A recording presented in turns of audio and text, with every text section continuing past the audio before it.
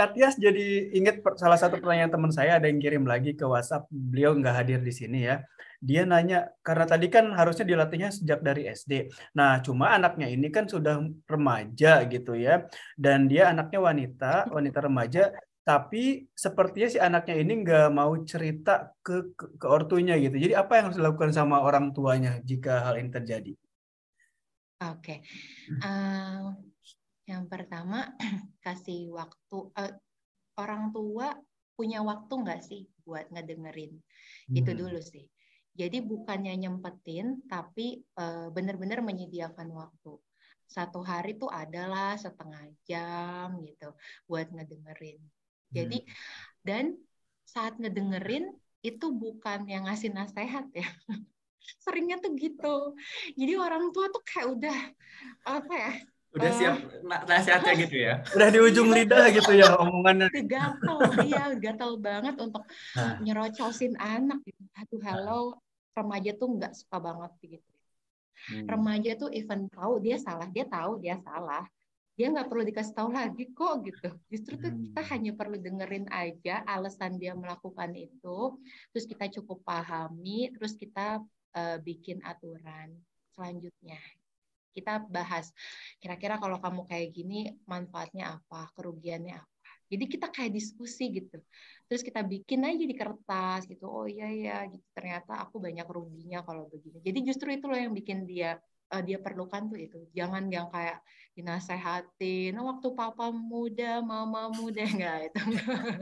Jadi yang pertama, kalau tadi orang tuanya nggak deket, evaluasi lagi, rem lagi. Jangan kebanyakan kita yang ngomong, justru telinganya yang harus didengar, diperbesar, kita yang harus ngedengerin anak kita gitu. Pas remaja tuh dengerin. Jangankan remaja sih, Semua anak sampai kelas 3 dewasa ya. gitu. Iya, SD tuh udah benar-benar dengerin dulu gitu. Makanya Tuhan itu menciptakan dua telinga dan satu mulut untuk lebih mendengar, gitu kan ya? Tuh. Melanjutkan ke situ dong, nambahin pertanyaan ke situ tadi karena menarik banget tuh. Kan kita sebagai orang tua diminta untuk banyak kayak mendengarkan, apalagi terkait kalau nggak salah sih yang saya pelajari dulu gitu ya dalam perkembangan mental juga, remaja itu kan biasanya peer itu lebih kuat daripada family. Nah, kalau misalnya kasusnya yang kayak tadi dari Kak Boya bilang bahwa sekarang anaknya itu udah nggak deket nih sama orang tuanya. Kalau tadi kan memang kata Katias adalah disarankan untuk banyak mendengarnya. Kalau secara praktis gitu, istilahnya gimana sih apa yang harus kita lakukan? Apakah sebagai ibu, nah kita datang ke anaknya lalu kita ngobrol bentar dong, seperti itu. Nanti anaknya gimana ya atau gimana? Jadi ada nggak sih tips-tips praktisnya itu, Kak? Ada. Jadi pertama, orang tua itu jiwanya harus muda. Jadi harus tahu updatean terkini anaknya. Anaknya lagi suka apa? Ya udah masuk. Suka nggak suka nyemplung deh. Jadi dari situ bahan omongannya. Jadi nggak yang ujuk-ujuk kayak tadi ngobrol berdua, nggak gitu. Wah, anak udah langsung, ada apa nih? Udah langsung deg-degan malah bangun tembok tinggi sih. Biasanya nggak bakalan. Tapi awalnya harus dari yang dia sukai dulu. Dia minatnya kemana, hobinya kemana, K-pop, oke ya udah. Kalau perlu kita nyanyiin lagunya bareng dia, atau pokoknya Keinginan kalau terpendam akhirnya keluar juga gitu ya. kalau dia saya suka Mobile Legend, ya udah bapaknya main dia Mobile Legend. Ibunya harus tahu, misalnya anakku suka bola gitu, ya udah harus tahu deh tuh nama-nama pemain bola. Dari situ sih, jadi benar-benar mulainya dari situ, terus banyakin waktu hangout bareng. Nah, kalau udah sering hangout bareng, dia ngerasa bokap nyokap gue ngertiin gue banget ya gitu. Bokap nyokap gue tuh asik gitu, mau ngedengerin. Nanti apa yang kita omongin tuh dia dengerin gitu dulu. Jadi benar-benar yang kita masuk dulu ke dunianya. Kalau ke remaja tuh kayak gitu, kita terima dia apa adanya, baru nanti pelan-pelan gitu kita kasih taunya pelan-pelan gitu. Nanti dia baru bisa ngobrol sama kita gitu, cerita apapun. Pokoknya jadi event yang kayak hal-hal tabu sekalipun dia cerita sama kita, itu raut muka segala rupa tuh harus dikontrol bener-bener. Gitu. Jadi gitu deh, harus banyak belajar emang jadi orang. Ini simpel itu jadi orang tua ya. Zul, masih terima kasih ibu bapak yang saya masih ada pertanyaan nih dari ini, tiba-tiba ada yang masuk ke WhatsApp lagi dari teman di Indonesia. Dia nanya, anaknya sekarang umur 13,6 tahun sampai detail gitu. Jadi perlu Mas itu dibacakan karena sangat detail. Itu perlu sekali kan mengetahui umur si anak kan ya. Nah, dari kecil sampai umur sekarang itu katanya si anak sih nurut-nurut aja, dan dia inginnya si anak tetap nurut sampai nanti dewasa, menjelang dewasa gitu. Jadi apa yang harus dilakukan oleh orang tua? Pada dasarnya gini sih, attachment yang kuat ya, kedekatan anak yang kuat ke orang tua nanti tuh akan bikin anak merasa gini, kita melakukan sesuatu itu kan ada berbagai alasan ya. Bisa karena takut, ya kan? Bisa karena emang kita karena sayang, jadi yaudah deh gue ngelakuin rela berkorban, gitu loh. Jadi, nah itu yang perlu dipupuk. Nah, attachment yang kuat tadi tuh bikin kita melakukan sesuatu tuh nggak karena terpaksa. Emang karena ya gue sayang sama nyokap bokap gue, dan dia tahu, gue tahu dia sayang sama gue, jadi gue tahu yang diomongin dia adalah kebaikan gue, kenapa gue nggak ngelakuin apa yang dia sarankan gitu. Jadi betapa kedekatan itu penting banget antara orang tua dan anak tuh untuk itu. Jadi ada anak yang begini ya, ini kasus, jadi patuh banget sampai usia dewasa, udah menikah, sudah punya anak orangnya, tapi melakukan sesuatu karena terpaksa, karena takut. Ya memang sih di agama kan harus tadi ya berbakti kepada kedua orang tua gitu ya. Tapi dulunya ya karena takut dimarahin gitu, karena takut dicambuk, nanti takut aku diselepet gitu kan, sama apa gitu, sama kain gitu. Jadinya pas dia dewasanya inisiatifnya kurang.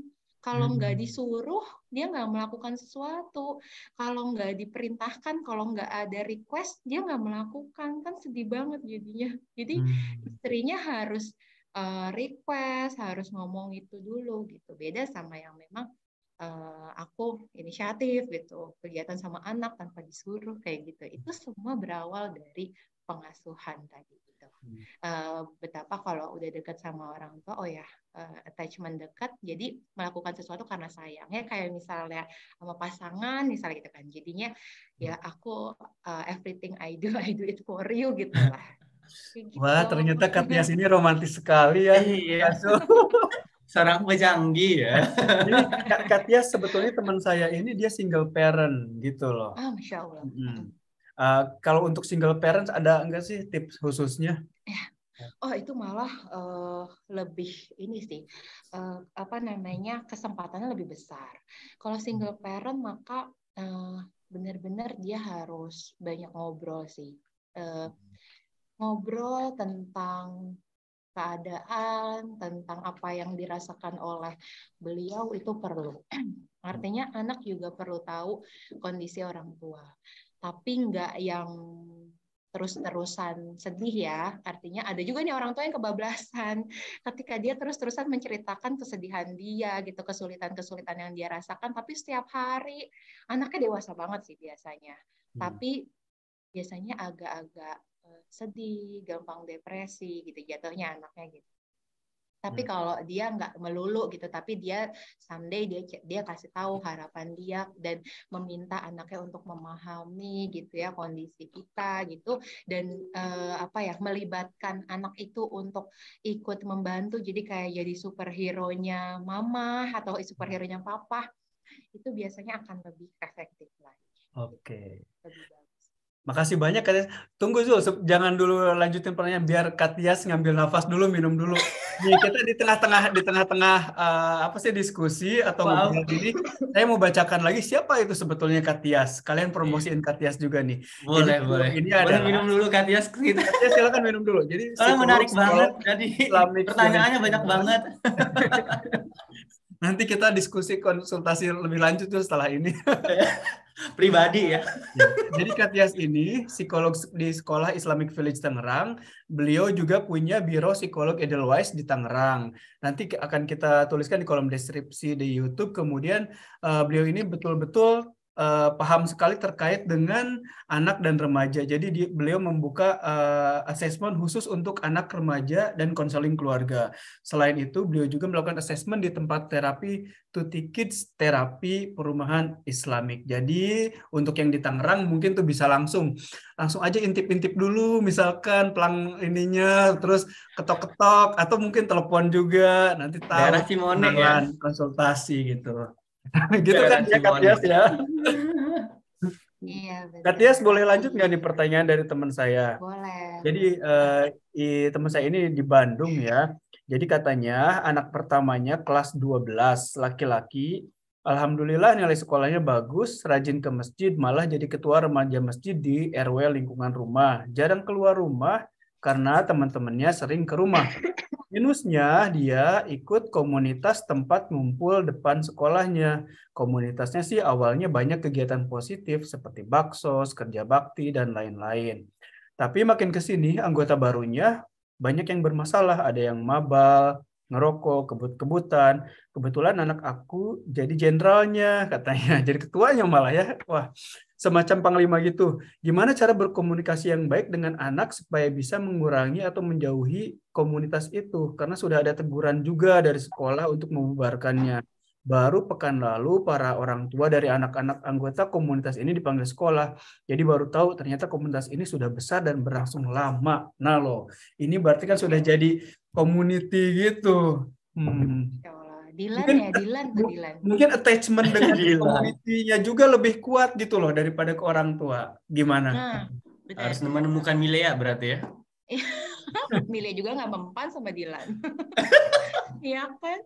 Jadi memang kalau dalam hal kayak gini, tapi bagus ya, artinya udah dibubarin tuh bagus. Alhamdulillah sekolahnya tepat ya. Nah, ini harus anaknya punya kegiatan sampingan nih, Kak Boya. Jadi jangan sampai waktu dia nongkrong terus nggak keisi. Takutnya dia membuat lagi tongkrongan yang lain gitu. Jadi harus dicari aktivitas lain yang dia minati gitu ya, yang terutama untuk memperdalam skill aja sih. Sebenarnya tuh kalau anak remaja kita harus tahu minatnya apa gitu ya, bakatnya apa, kasih deh tuh les di situ gitu, sekolah ekskul di situ gitu. Nanti kan di situ justru dia berkarya gitu. Jadi kalau remaja tuh malah kasih kesempatan dia berkarya. Kalau berkarya nggak punya skill kan susah. Jadi ya udah di orang tuanya harus aktif deh tuh cari tempat gitu, komunitas yang bisa dia mengasah skillnya. Nah setelah itu memang penting banget ngobrol sih, terutama mungkin ayah ya, karena dia laki-laki gitu ya, udah remaja. Aduh bentar, ini meja saya berdua sama anak-anaknya goyang-goyang meja. Nah, jadi, tapi ini bukan kenakalan anak ya, goyang-goyangin meja. Mejanya jelek ya, jadi kurang.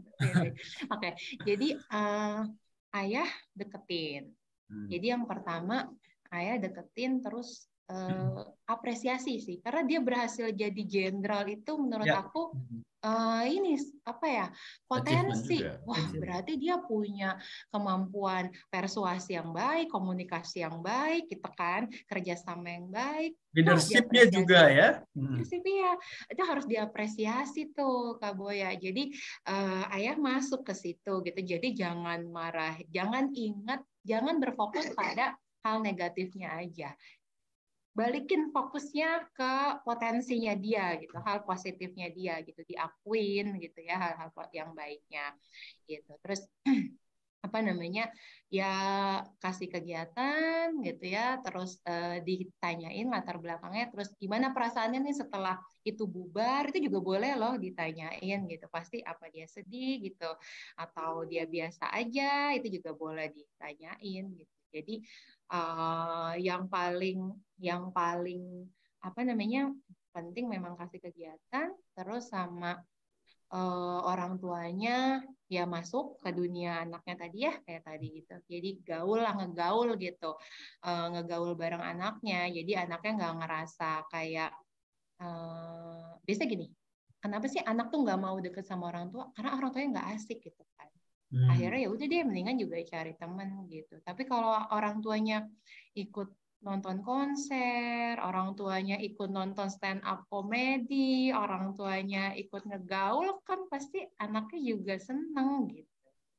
Jadi, Oke, tapi Kak Tias tentunya harus ada batasan juga ya, jangan sampai nanti malah orang tuanya, bapaknya atau ibunya itu jadi ikut-ikutan, misalkan suka main game, jadi barengan sama anak main game, ujung-ujungnya lebih jago. karena bagian gue gitu loh. Khawatirnya nanti malah apa ya, kelewat batas, nyanggap seperti temennya, padahal masih harus ada batasan-batasan bahwa gue itu orang tua, lu anak, masih tetap harus ada seperti itu kan ya. betul. Jadi wejangan-wejangannya dimasukin, tetap pas main game bareng tuh tetap dimasukin gitu.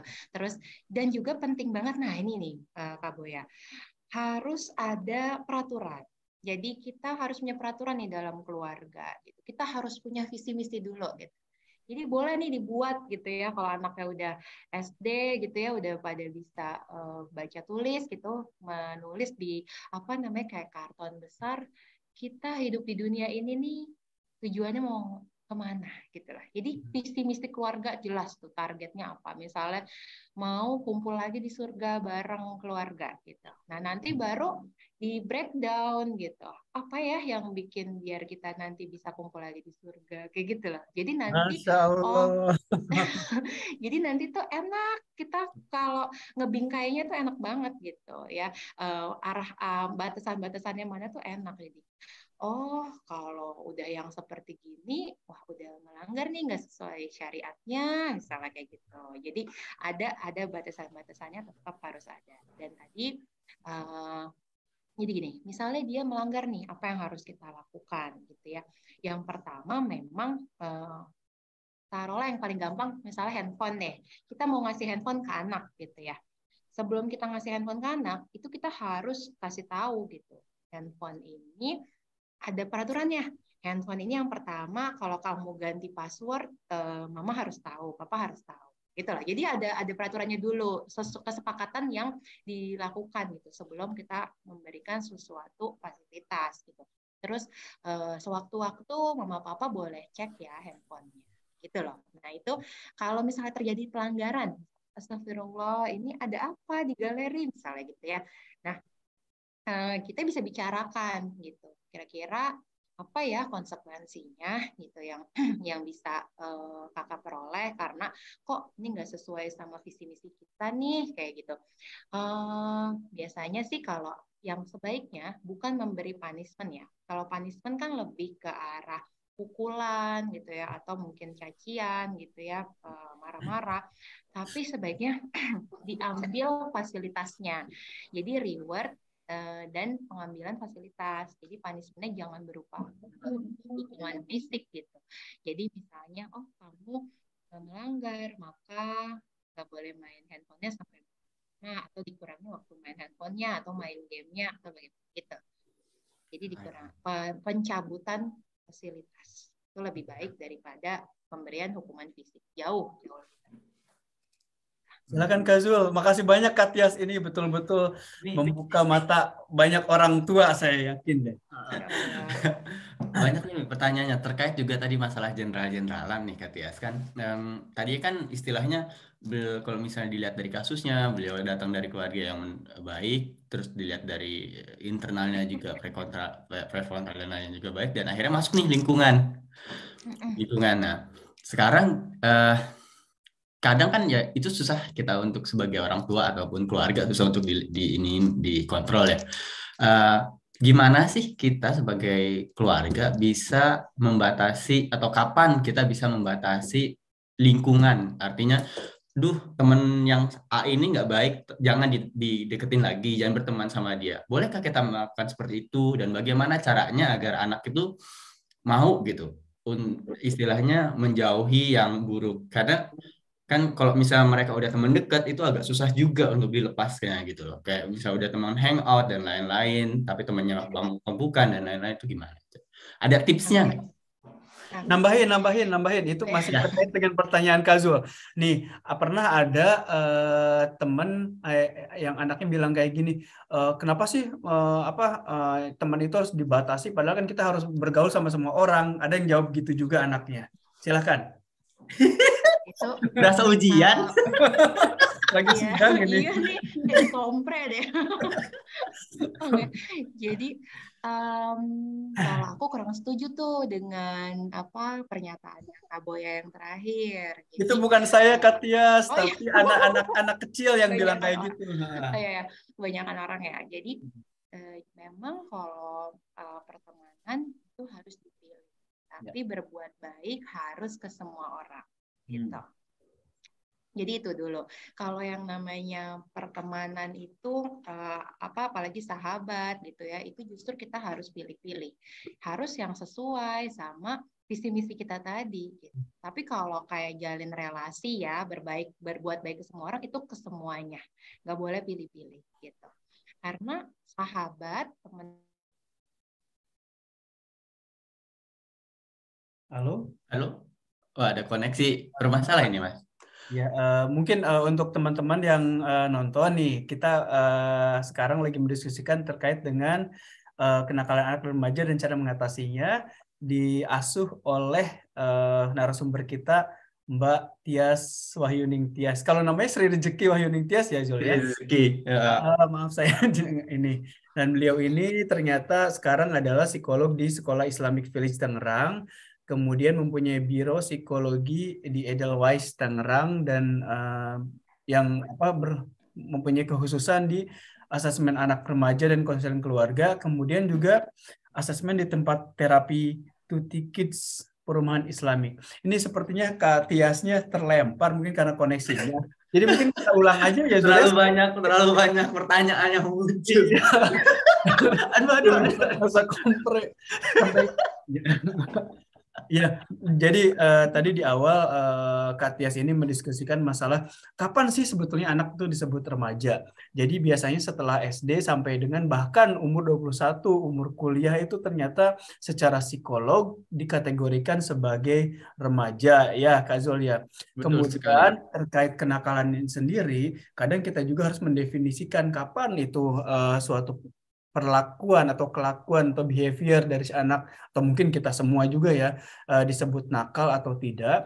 Biasanya pertama jika melanggar payung hukum di suatu tempat tertentu. Kedua berdasarkan adat atau tradisi atau kultur di tempat-tempat tertentu. Nah, kemudian kita juga membahas apa lagi Kak Zul? Banyak banget tadi masalah bagaimana sih kita atau faktor-faktor apa yang bisa menyebabkan faktor-faktor yang mempengaruhi ada kenakalan remaja. Tadi Kak Tias juga menyebutkan ada faktor internal dan faktor. Nah, Kak Tias muncul kembali.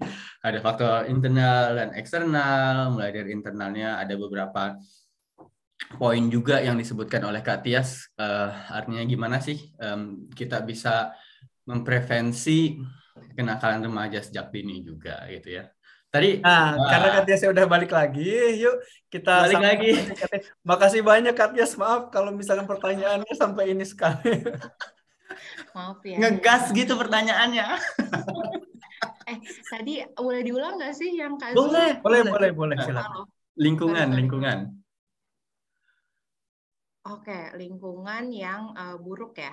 Nah, gimana caranya kita bisa berkata kepada anak jangan temenin dia lagi karena dia bukan orang yang baik gitu. Tanpa Jadi nih ya, ini penting banget juga nih ya Kak Zul dan Kak Boya.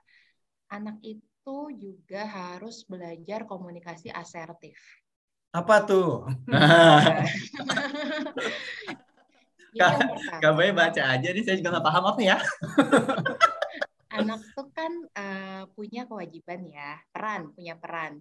Oh, dia lagi sekolah, maka perannya adalah ya mengerjakan tugas sekolah, gitu kan. Jadi bisa dibilang kapan sih bisa dibilang anak ini udah mulai nggak bener ya? Kalau lihat aja tugas sekolahnya, gitu deh. Wah, tugas sekolahnya kok belum dikerjain ada apa gitu ya. Jadi itu di situ kita evaluasi. Nah, asertif tadi adalah bagaimana seseorang itu mampu berkomunikasi dengan tetap sopan, tapi juga nggak yang melulu ngikutin orang gitu loh, maunya orang. Tapi juga dia bisa mengemukakan pendapatnya dengan cara yang santun gitu loh. Dia ada kebutuhan apa, dia ada keberatan apa, itu tuh harus anak tuh diajarin untuk ngomong itu gitu. Jadi nggak yang melulu harus nyenengin orang atau melulu harus ngebantah orang gitu. Nah itu penting banget. Itu yang bikin anak nanti lebih bisa pilih-pilih tadi. Nah mungkin yang tadi jadi jenderal tadi karena terlalu baik tadi mengayomi gitu. Tapi nggak yang asertif gitu, nggak yang nggak pernah mengatakan keberatan terhadap sesuatu. Gitu.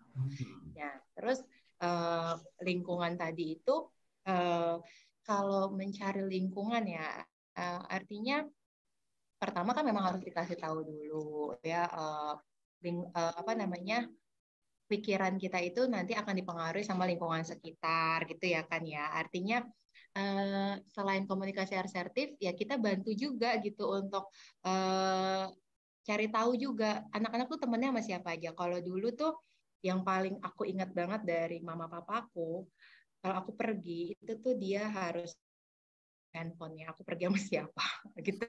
Jadi mama papaku tuh tahu circle aku tuh siapa aja gitu. Di mana sih aku akan pergi walaupun aku pernah tahun baruan sampai dini hari gitu ya nggak pulang misalnya kayak gitu, tapi mama papa tahu gitu aku sama siapa, make sure ke situ gitu. Jadi nggak yang dikurung gitu, enggak sih, bolehlah gaul tapi ya gitu harus tahu dan gimana caranya biar anak mau nurut ya tadi itu ya attachment dulu gitu.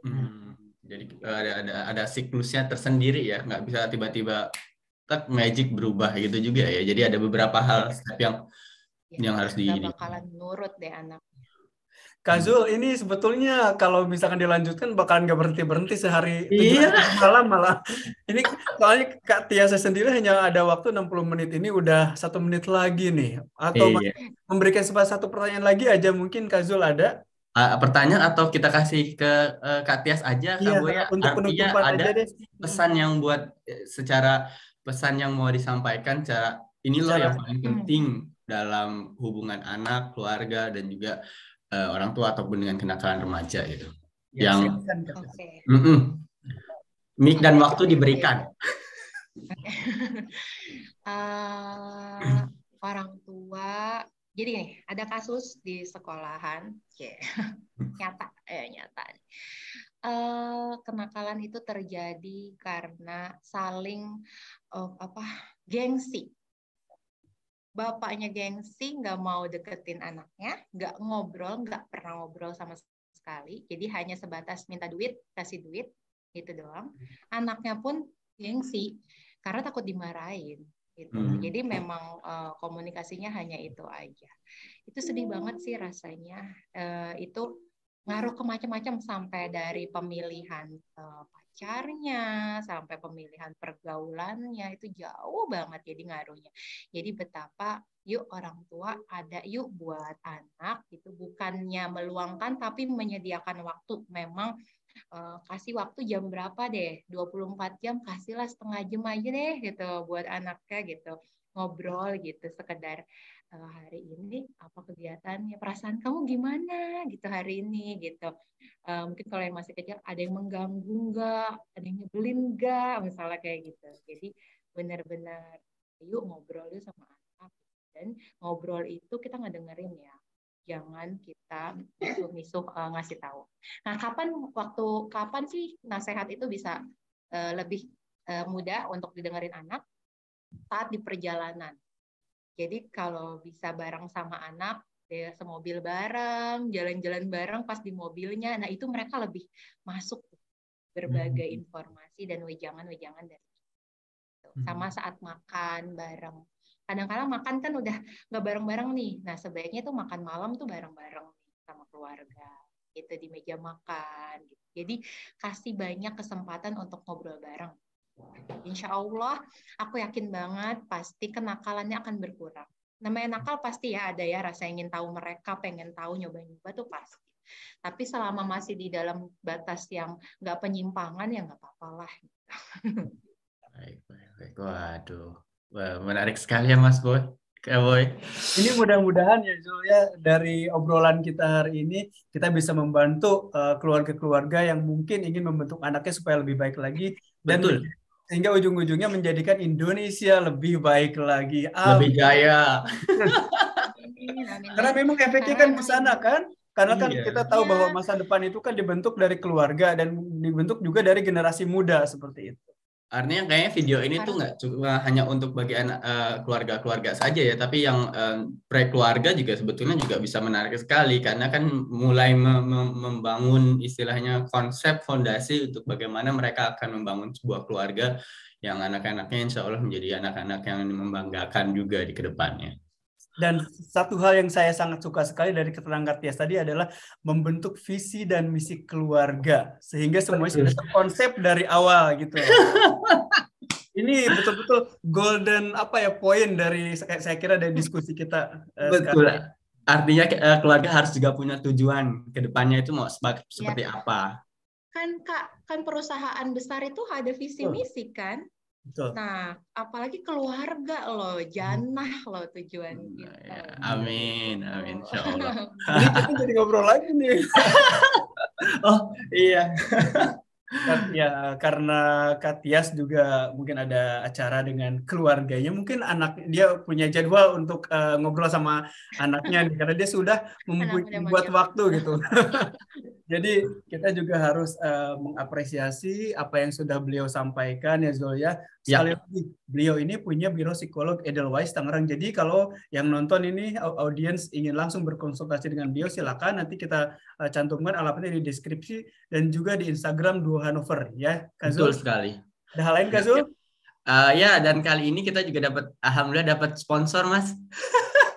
Alhamdulillah. Iya, sebagai bentuk apresiasi, mohon maaf Kak Tias, kita belum bisa memberikan dana dan lain-lain, tapi kali ini kita mendapatkan sponsor dari Pempek Buning, Lemak Nian Oi, yang akan kita kirimkan ke alamat Kak Tias. Jadi nanti kita komunikasikan lagi ya untuk alamat pengirimannya. Dan acara ini juga didukung oleh HRSCon dan betul ya, selain itu juga iya betul. Iya, nanti jadi kita akan memberikan tunggu dulu Mas, HRSCon ini apa Mas? Jadi HRSCon itu adalah Hanover Rehabilitation Service and Science Consulting. Jadi kita membuka konsultasi jasa seperti misalkan jika ada investor ingin membuka klinik rehabilitasi baru karena kita berpengalaman secara internasional termasuk di Cina, di Abu Dhabi, di Qatar juga pernah gitu. Jadi silahkan langsung saja ke website yang juga akan dicantumkan di kolom. Semuanya ya, ada sponsor-sponsornya. Ya. Baik, nanti Kak Tias kita juga akan mengirimkan sertifikat atas kesediaan Kak Tias hadir di sini ya, Kak Zul ya. Iya, betul sekali. Terima kasih sekali lagi nih Kak Tias untuk waktunya, sangat bermanfaat sekali menurut saya, dan ada beberapa tips juga yang sangat praktis yang bisa kita lakukan langsung di rumah gitulah. Istilahnya bagaimana mungkin bagi yang sudah punya anak juga membangun kembali komunikasi dengan anak-anaknya. Yang belum pun insya Allah mungkin nanti misalnya diberikan kesempatan bisa untuk belajar juga di situ. Terima kasih juga untuk audiens yang sudah hadir, Umidian. Walaupun kita lupa untuk memberikan kesempatan untuk bertanya, mohon maaf sekali. Tapi mudah-mudahan sudah diwakili oleh pertanyaan-pertanyaan kita tadi. Di sini udah banyak yang ngegas ya kita. Ini kebanyakan moderator jadi penanya sekarang, bukan moderator lagi. Ya deh. Terima kasih sekali lagi Kak Tias, Kak Zul, dan juga audien. Mudah-mudahan have a nice weekend. Assalamualaikum warahmatullahi wabarakatuh. Waalaikumsalam warahmatullahi wabarakatuh. Sukses ya, Duo Hanover.